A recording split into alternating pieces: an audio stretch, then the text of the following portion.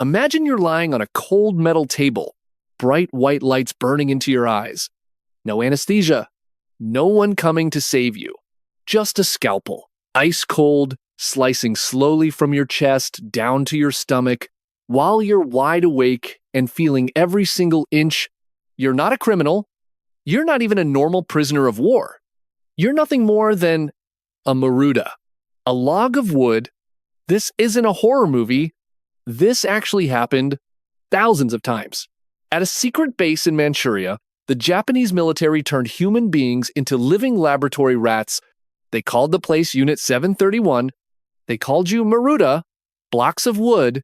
They dissected you alive without painkillers, froze your limbs until they turned black and rotted, and dropped millions of plague-infected fleas directly onto your skin, all just to calculate exactly how fast bacteria could wipe out a city. Thousands died in agony inside those walls. Hundreds of thousands more died outside them from the germ bombs they perfected. But the most terrifying thing isn't what they did during the war. It's what happened after the war ended. Are you brave enough to keep listening? Because the full truth about Unit 731 is darker than anything you've imagined so far. Before we dive into the nightmare, let's understand how normal science is supposed to work, and how Unit 731 flipped everything upside down. In the normal world, medicine is light, doctors heal, scientists fight disease. Bacteria are the enemy, and we use antibiotics and vaccines to push them back. At Unit 731, everything was reversed. They didn't cure disease, they weaponized it. They didn't save lives, they calculated exactly how many lives one bomb could erase. Picture bacteria as an invading army. Normally, we build fortress walls, our immune system, to keep them out. Unit 731, they let that army storm straight into a living human fortress, then cut the fortress open while it was still breathing, just to watch every soldier march through the organs in real time. That was the fatal glitch in the system. Science stopped being a tool for truth and became an industrial killing machine. And the man who built that machine was a brilliant microbiologist named Shiro Ishii. He convinced the Japanese military that the Geneva Convention banning biological weapons didn't matter because they would make their version so devastating that no one would ever dare use it again. But building a germ factory wasn't simple. Let me take you deeper. In 1932, Ishii chose a quiet suburb outside Harbin called Pingfang, 6 square kilometers, more than 70 buildings, 3,000 staff. From the outside, it looked like an ordinary water treatment and disease prevention unit. Inside, it was hell on earth. They bred millions of rats and tons of fleas. Every single month, they could produce 300 kilograms of plague bacteria, 500 to 700 kilograms of anthrax, and over 1,000 kilograms of cholera. Imagine that amount, enough to wipe out an entire city in days. The prisoners were called maruta, no names, no humanity, just numbers. They were Chinese, Korean, Russian, even some allied POWs, men, women, children, pregnant mothers. No one was spared. They were kept in cages like animals, waiting for their turn on the table. And the experiments, they were the stuff of nightmares. They infected people with plague, anthrax, cholera, typhoid. Then they cut them open alive. No anesthesia, to watch exactly how the bacteria spread through still beating organs. One former worker later confessed, he knew he was going to die, but when I picked up the scalpel, he started screaming. I cut from his chest down, and his face twisted in pain the entire time. They froze prisoners' arms and legs at minus 40 degrees Celsius until the skin cracked like ice, then tried curing the frostbite with boiling water or open flames to study gangrene. They amputated limbs and reattached them on the opposite side of the body. They locked people in low-pressure chambers to see how human bodies literally explode at high altitude. Everything was done without painkillers, because anesthesia would ruin the data, but what happened inside the labs was only the tip of the iceberg. The real horror was still to come. They didn't stop at dissecting living bodies. Unit 731 turned their nightmare into weapons and dropped them on real cities. In 1940 and 1941, Japanese planes flew low over Chinese villages and released clouds of plague-infected fleas. The fleas jumped onto people and rats. Within days, entire towns were dying from bubonic plague. They poisoned wells with typhoid and cholera. They tested anthrax bombs on open fields using prisoners tied to stakes as living targets. One documented attack on the city of Ningbo in 1940 killed hundreds of civilians in a single night. The Japanese military watched from a distance, calmly recording death rates, infection, speed, and how far the disease could spread.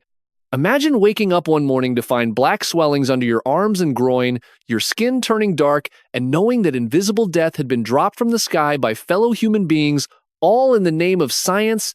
By the end of the war, historians estimate that between 200,000 and 300,000 Chinese civilians died from the biological weapons created and deployed by Unit 731.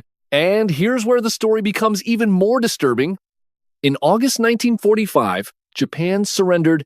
As Soviet troops approached, Shiro Ishii gave one final order: destroy everything. They burned buildings, smashed equipment, poured gasoline on piles of bodies, and tried to erase every trace of what had happened at Pingfang. Ishii and his top scientists fled back to Japan. They carried with them suitcases full of research notes and data collected from thousands of human experiments. Now comes the part that still shocks the world today. The United States made a secret deal. In exchange for all the biological warfare data, the American government granted immunity to Shiro Ishii and almost every senior scientist from Unit 731. Not one of them was ever tried for war crimes at the Tokyo Tribunal. The data from those living dissections, from the frostbite experiments, from the plague bombs, it was considered too valuable to waste. Some of it was even used by the United States in its own biological weapons program during the early Cold War. Shiro Ishii lived peacefully in Japan until his death in 1959.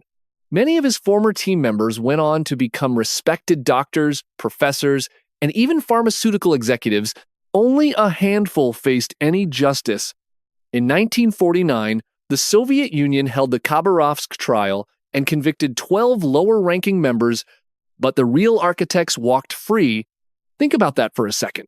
Men who had cut open living human beings without anesthesia, who had turned civilians into walking germ factories, who had watched children die from diseases they created. These men were allowed to live normal lives because their research was useful. That is the deepest darkness of Unit 731.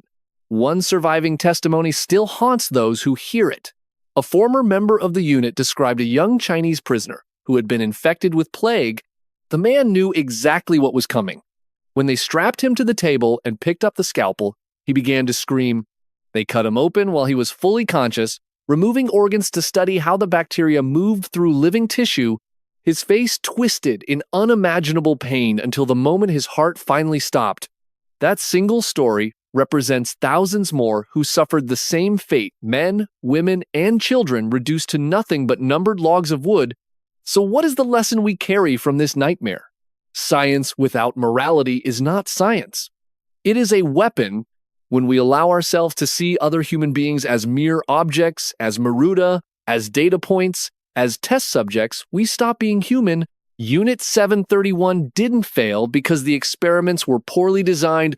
It failed because the entire premise was monstrous, that some lives are worth less than others. In the pursuit of knowledge or power, the horror didn't end in 1945.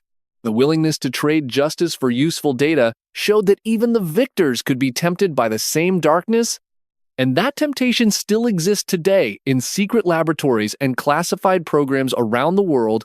Unit 731 stands as a permanent warning. Progress without conscience is not progress. It is regression into barbarism. If this story made your skin crawl, if it forced you to question what humans are truly capable of when morality is set aside, then hit that like button. It helps more people discover these hidden truths. Subscribe and turn on notifications so you never miss the next disturbing chapter in the strange history of science and human nature. Thank you for watching with open eyes and an open mind. Stay curious, stay compassionate, and I'll see you in the next video. where we explore another corner of the bizarre and the forgotten. Until then, take care.